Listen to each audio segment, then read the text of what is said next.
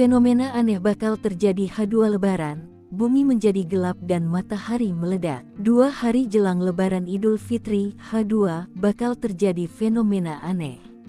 Bumi menjadi gelap dan matahari meledak yang terjadi secara bersamaan pada tanggal 8 April tahun 2024. Bahkan sempat heboh.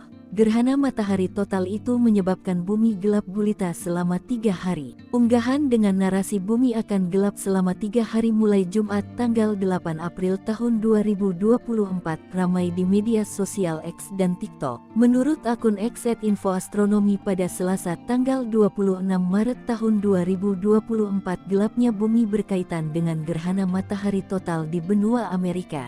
Akibat gerhana total itu, bumi akan menjadi gelap gulita selama 3 hari. Sementara itu, akun TikTok @your_fev_shock menyebutkan bahwa kegelapan akan menyelimuti bumi ketika planet ini melintasi sabuk foton. Lantas, benarkah bumi akan gelap selama 3 hari? Astronom amatir Indonesia Marufin Sudibyo mengatakan, narasi bahwa bumi akan gelap selama 3 hari merupakan hoaks. Ia menjelaskan bahwa tidak ada mekanisme kelangitan saat ini yang bisa menyebabkan hal tersebut terjadi. Apalagi jika disebut kegelapan terjadi karena bumi melintasi sabuk foton, jelas Marufin kepada Kompas.com, Rabu tanggal 27 Maret tahun 2024.